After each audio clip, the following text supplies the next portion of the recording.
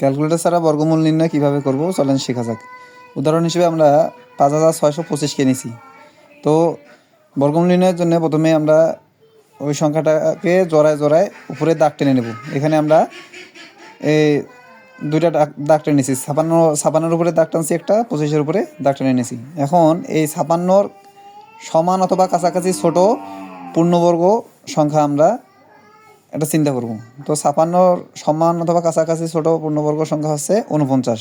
তো আমরা এখানে 49 লিখছি, আর এই দাড়ির অপর পাশে আমরা 49-এর বর্গমূল 7 লিখছি।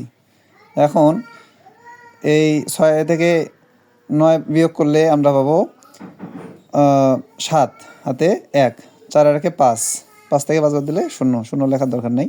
তো তারপরে আমরা এই জোড়াটাকে নামাই নিয়ে আনছি, 25 লিখছি। তাহলে এখানে হলো 725।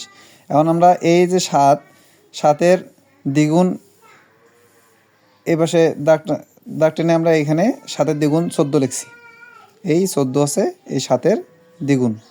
তারপর আমরা এই জায়গার মধ্যে এমন একটা সংখ্যা বসাবো যা এখানেও বসাবো। তো এখানে আমরা 5 বসাইছি, এখানেও 5 বসাইছি। এখন এই 5 দ্বারা এই 145কে যদি আমরা এরকম গুণ করি তাহলে আমরা 725 পাবো।